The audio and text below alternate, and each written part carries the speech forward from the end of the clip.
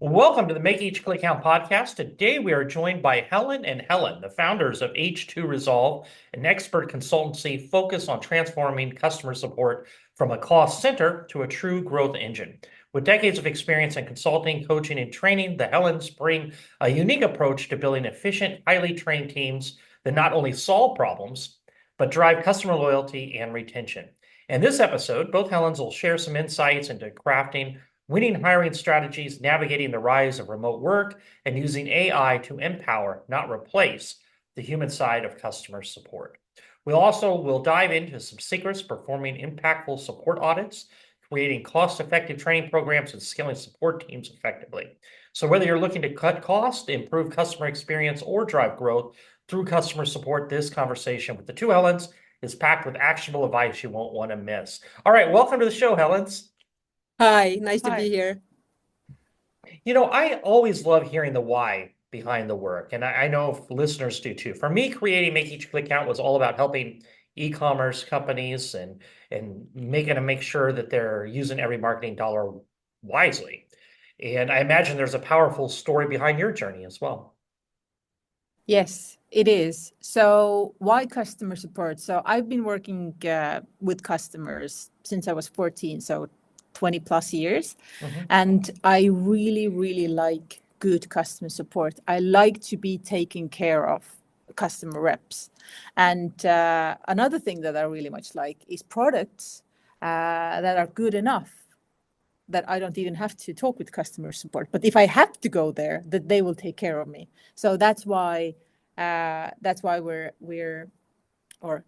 I'm very concentrated on customer support people and training them for them to be. She's here for quality humans. Yes. I was massively annoyed at inefficiency everywhere. I really, as a customer, I don't want to talk to your customer support. I want to get the thing I'm trying to buy. I want to use your product.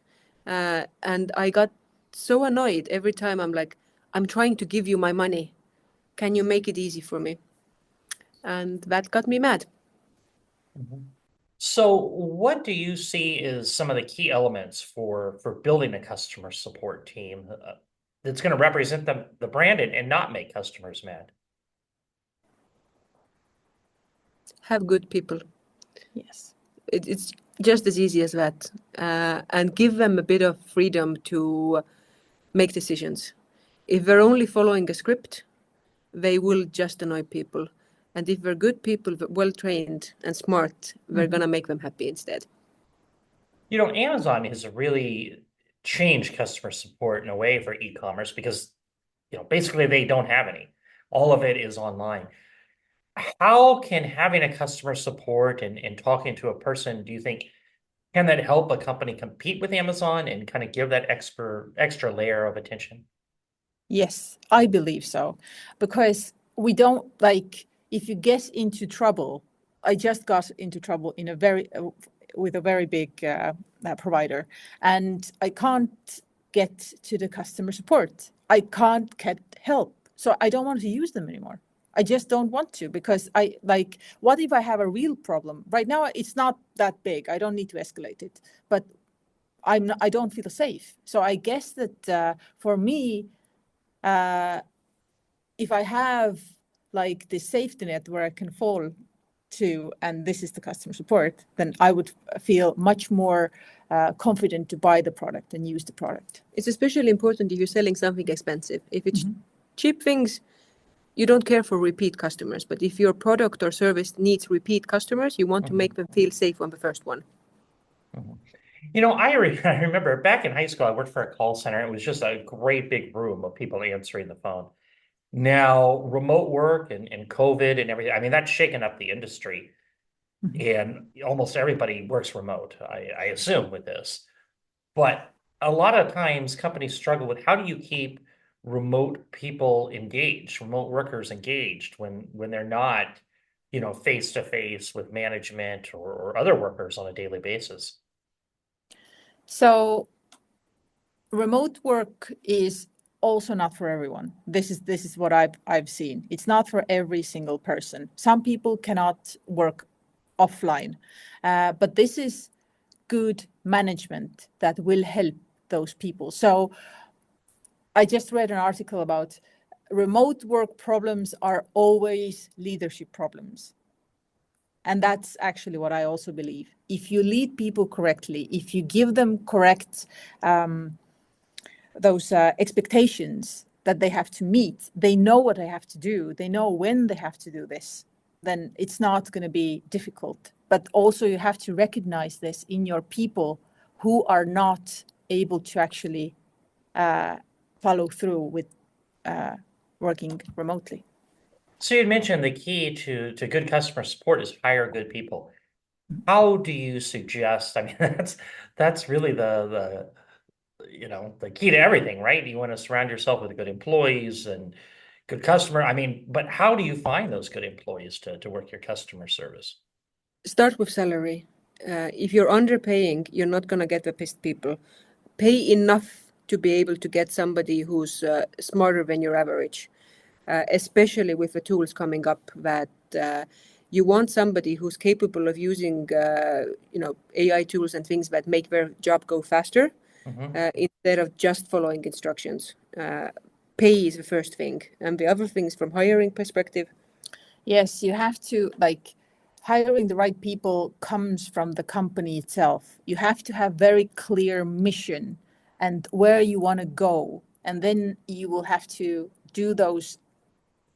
And then if you know your mission, if you're sure and you know where you want to go, then you can actually make those adverts, the work adverts, to attract the right kind of attention. And this already makes half the work for you. And the salary is the second part. Yeah, so it's not just about do you have the skills to do it, but are you the right person for this company? Yes, and for this mission and for us. Well, you had mentioned, smart enough to work with AI tools. So that, I mean, it's a great segue. And I'm curious, I'm sure, AI is a game changer, in industry, but for customer support, I would think even more so. So how do you see AI complementing the human touch instead of replacing it, or can it replace it? It will definitely replace a huge part. If you think right now, like you worked in a call center when you were a teenager, how much were you following scripts and just doing what you're supposed to, 100%. Exactly.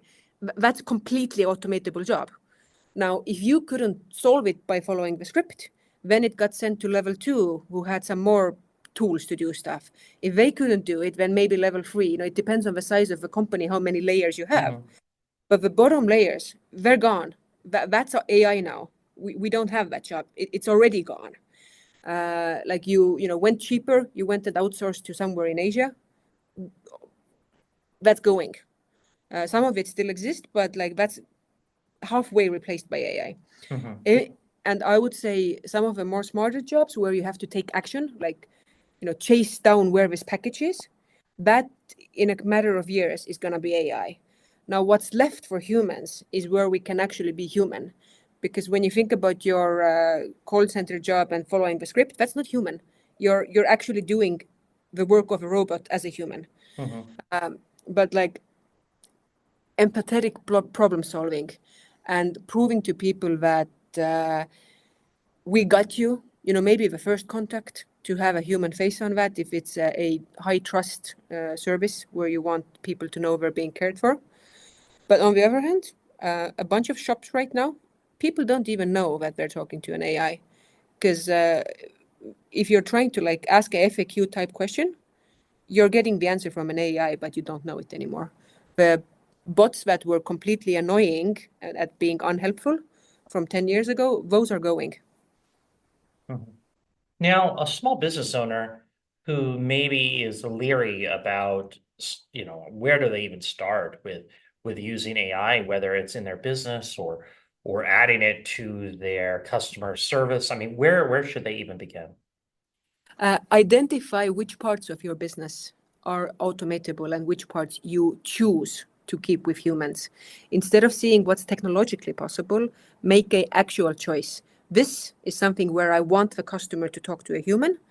And then this part here doesn't have to be a human. And then once you've decided on that, you can choose a tool that fits that. And I would not recommend any single tool because it's Wild West there right now. They keep changing as it goes. But I would recommend a tool that links well into your system, whatever other system you're using, instead of having to build a link or having a linking system, but it has a direct link and it's easily replaceable because these businesses right now come and go. So get one that you're not hooked to, that they build everything for you custom. Mm-hmm. You can't change out from that. Get something that's easy to change out from. Now, you had mentioned that customer support can be a growth engine rather than a cost center. So what are some strategies to actually do this, to have customer support drive growth? Easiest part is just to listen to them because often customer support only sees problems. And they kind of start sounding like, oh, they're just complaining again. They're just complaining again. Listen to the complaints and then make your calculation if this requires attention or not. Because some things will cause complaints and that's fine. But for example, let's say that you have an item that sells for $10 and you sell 100 every week and nobody ever complains about them. And then you have a very expensive item that sells for 100, but you sell maybe one or two. But there's so many complaints about it and there's so much work hours you put into it, it doesn't add up. So basically listen to the complaints and choose the ones that financially makes sense to get fixed. And your customers will tell you exactly what's wrong, exactly what needs fixing. They know this. They just need to be heard. Now, customer support, when it comes to this for especially e-commerce, you're talking about people who are companies that have their own websites. They're selling on the Shopify, the WooCommerce, the BigCommerce, not the ones that are selling on Amazon, because then customer support runs through them. I guess that always brings back to how do you compete with Amazon? And I know we talked about this before, how this can be support, but I guess just what I'm trying to think of is for a small company just starting, how concerned do they need to be with customer support? I would say a lot. So do it yourself. As the owner. Yes, as the owner, do it yourself at first. Then you will understand what the customers need. Use the AI a lot, so you wouldn't be overwhelmed, because as a founder, you probably have a lot of other problems as well during that. And I would say as well that I wouldn't try to compete with Amazon. I wouldn't try to compete. You have to have your own niche to do stuff nowadays. You have to succeed in the e-commerce. I think you have to have your own kind of. Amazon does everything. Yes. Yeah. You do one thing really well. Yeah. And from customer support perspective, it's if you want repeat customers, then you care for it. If you're only ever going to sell to one person once, you want them maybe to recommend you to their friends, but they're not going to talk to your customer support. Like the ideal you want is that they never have to talk to your customer support. And for this, you listen to the problems and you solve them on the product level instead of putting Band-Aids on Band-Aids. Yeah. Now, you guys also offer customer support audits. And I mean, I think it's probably a great way to really dive in and to help people. I guess when you're doing an audit, what core areas are you looking at, and what are some of the red flags that you might uncover? So my biggest red flag is bad support that deflects me from using the product, and companies that don't understand how much CS actually matters in keeping your customers. So we check for that. And then we check for your numbers. If you have numbers, if you don't have numbers, we actually, that's where we say that that's your biggest problem. Figure out what's going on, like get the data, NPS tracking, and both sides. Companies get stuck in either only looking at the top or the bottom.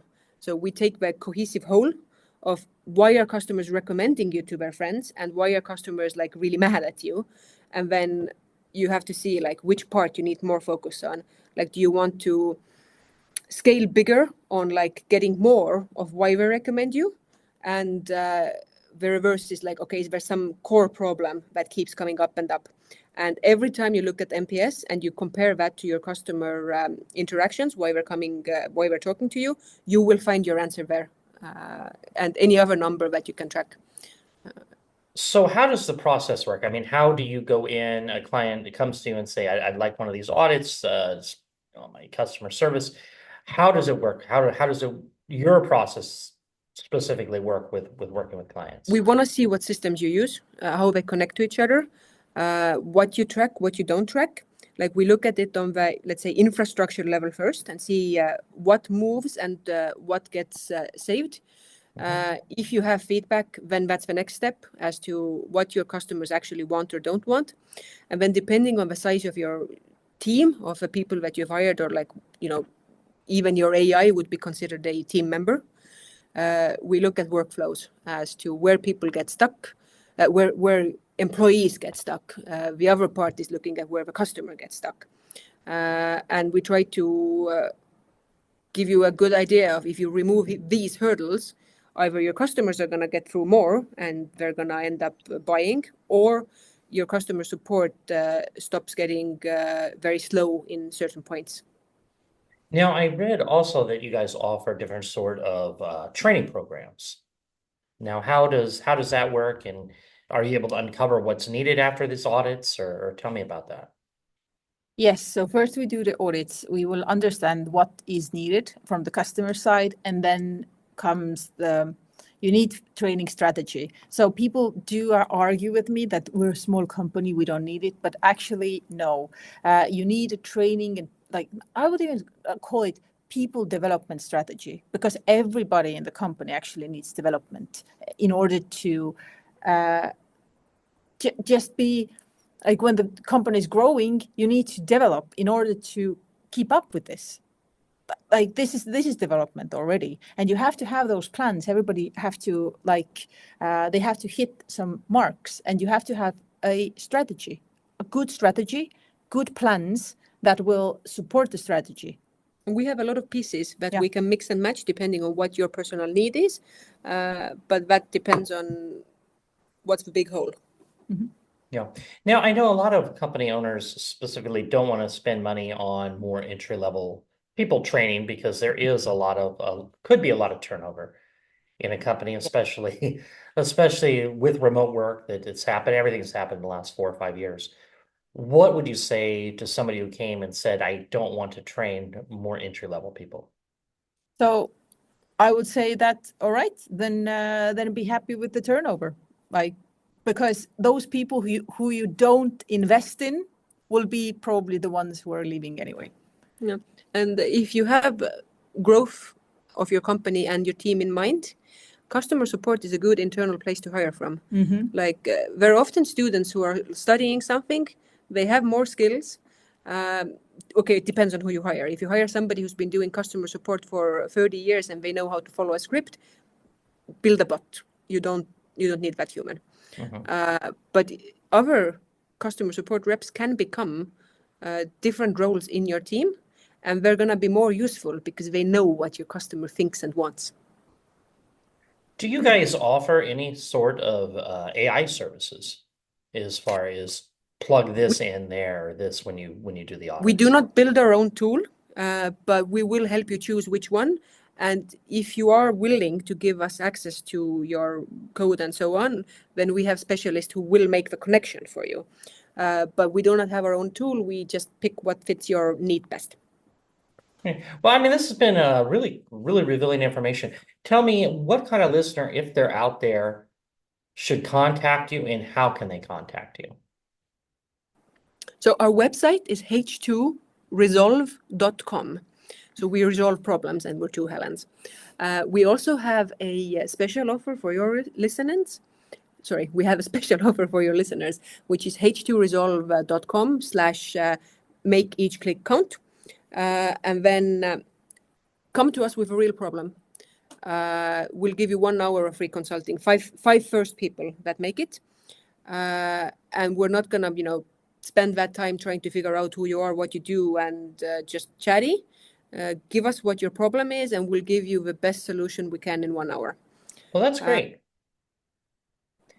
And yeah, I mean, this has been a lot of fun and you've given a lot of great information. Is there anything else you'd like to add before we wrap it up today? Go do it. Like the thing that you've been waiting to do and you're procrastinating on and you're listening to this podcast to get good ideas, do your first step. Well, those are great final words. Well, thank you for joining us today, Helen. Thank you for joining us today, Helen. Thank you for having us, Andy. All right, for listeners, remember, if you like this episode, please go to Apple Podcasts, leave us an honest review. And if you're looking for more information on connecting with Helen or H2 Resolve, you'll find links in the show notes below, including that special offer for a free consultation with the first 5 to take advantage.